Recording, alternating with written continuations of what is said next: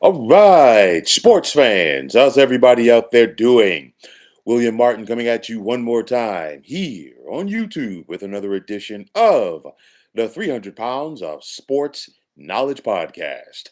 So now, as the World Series is wrapped up, Major League Baseball's hot stove action is about to heat up. And what I want to talk about tonight is the New York Mets, as this past season saw the Mets become the most expensive team ever in MLB history. And all of the money that was spent by Mets team owner Steve Cohen could not get his team to the playoffs as they fell one game short of that. Now, it's been a very interesting offseason so far for the Mets, who, after their disappointing season, have decided to revamp their entire coaching roster with the exception of manager Carlos Mendoza. Now, of course, being that Cohen owns the Mets, one of the biggest questions is going to be how much money that he's going to be looking to spend over the winter. Now, as of right now, the Mets team payroll is already north of $200 million as far as what they got committed to player salaries for next season. But one question that I want to talk about right now that is hovering around this franchise is whether or not that first baseman Pete Alonso will be with this team come next season. Now, we saw Alonso hit free agency last year, and it was a long and drawn out process before he and the Mets agreed to a 2-year deal with an opt out clause after this season. Well, you basically knew what was going to happen.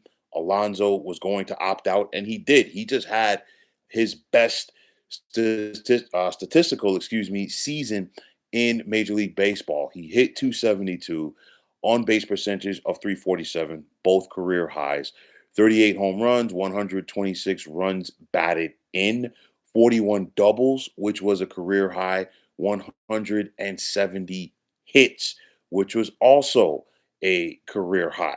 So you knew that the time was going to come for him to opt out and look for a long-term deal. But it's one of those where all of that I just mentioned, he also became the Mets all-time leading home run hitter this season. So you kind of knew it was going to happen. But as the negotiations between the Mets and Alonso came down to the 11th hour last season, can New York really afford to roll the dice once again with this slugger? Now, the current market for first baseman around Major League Baseball is not as promising as it was a year ago, and that kind of dictated, how much money that the Mets ended up paying Alonso, the years that he got on his deal, all of that stuff. It's one of those where can they afford to try to do that again, or maybe they piss this guy off? We got to wait and see. I say this because you look at last year, we saw trades for first baseman. We saw guys being flat out signed as free agents. And the biggest thing that helped the Mets leverage wise, there wasn't a lot of interest for Pete Alonso last year. Aside from the Mets, the only team that he talked to were the Toronto Blue Jays. And of course, ultimately, he came back to the Mets. But will things be different this time around? And my thing is this: if you're the Mets and you try to have another hardline stance with this guy, you might tick him off and he just says, you know what, I'm taking my bag and I'm going someplace else. It's one of those for me. Would the Mets try to lowball him? I don't think money is the issue. I think the biggest issue for Mets team president of baseball operations, David Stearns, is probably going to be the years. They're going to talk about Alonso's defense, this, that, and third. But my thing is this: Pete Alonso is going to be 31 years old in about a month. And I know that the Mets are going to use that against him.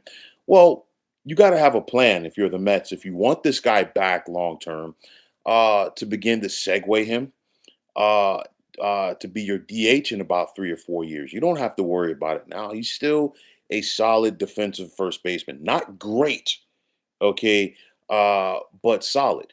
It's one of those things with Pete Alonso's offensive numbers.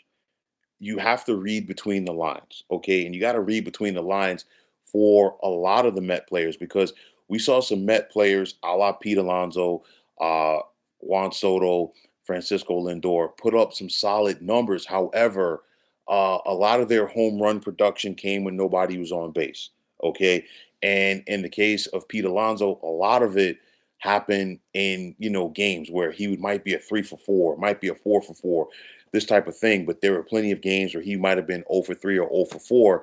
And he also led the NL in grounding into double plays this season, as he did it 23 times. So there's going to be a lot of back and forth between both sides. I'll say like this: the Mets, if they are serious as far as putting this past season's disappointment behind them and taking that next step, I don't see personally, okay, how the Mets can say we want to get better and Pete Alonso is playing for another team. You went out there, you spent all of the money that you did last offseason to get Juan Soto to come to the Mets, and he did, okay?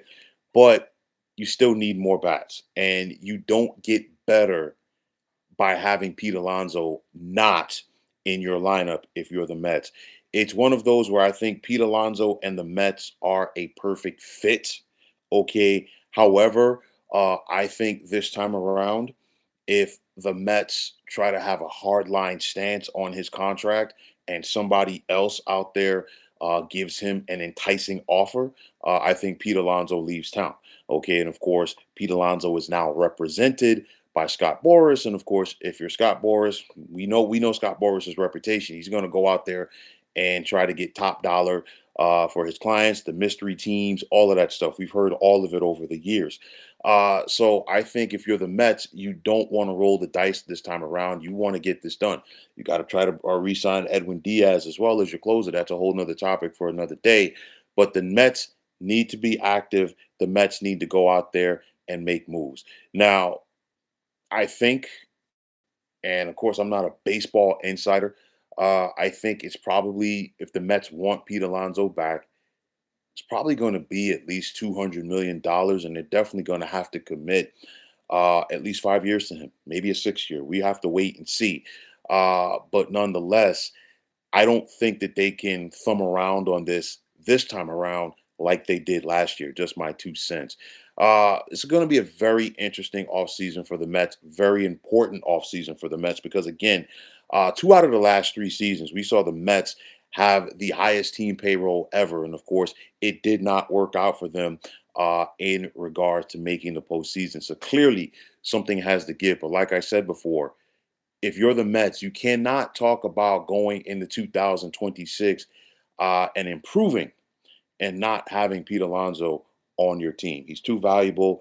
He's popular with your fan base. The fans in New York love him. They adore him. And I think, they finally got it with David Wright. And I know Ed Kranepool, a couple of generations before, spent his entire career with the Mets. I think that's something that fan base is clamoring for, in my opinion. But more importantly, they want to see winners. And they've gravitated to Pete Alonso. He's been their guy, drafted by the team, worked his way up through their minor league system. Of course, within New York City, he played for the Brooklyn Cyclones, a minor league affiliate of the Mets, and he's been Mr. Met. So if you're the Mets, you cannot roll the dice and allow somebody like that to walk out the door and leave your organization. Just my 2 cents.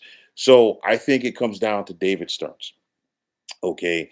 And I feel like David Stearns, the Mets team president of baseball operations, um, he has a small market mentality still from his time with the Milwaukee Brewers, and of course, Steve Cohen wants to spend the bread. I think that Steve Cohen tried to not step on David Stearns' toes last year in regards to the Pete Alonso signing. I think it was up to Steve Cohen. I think he would just go out there and sign Pete. I think David Stearns, with his analytical background, is a little bit different. However, there needs to be a happy medium if they're going to keep this guy around. Okay. And I don't think that David Stearns, because he didn't like Pete Alonso's not his guy. Okay.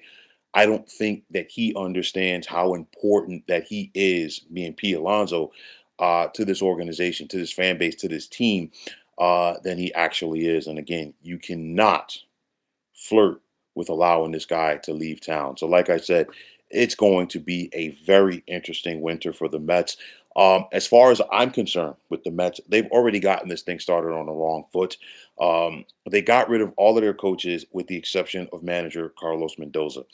After the disappointment that the Mets had this past season, so many questionable decisions by Mendoza, I would have cleaned house completely, okay, and started fresh with a new manager, you name it. However, they decided to retain Mendoza and get rid of all of his coaches, but nonetheless, you cannot start this free agency trip if you're the Mets by allowing Pete Alonso to leave town.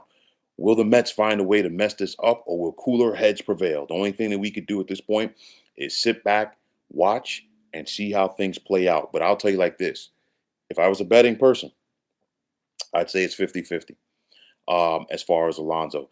I think last year I was a little bit more leaning towards him coming back to the Mets, and he did.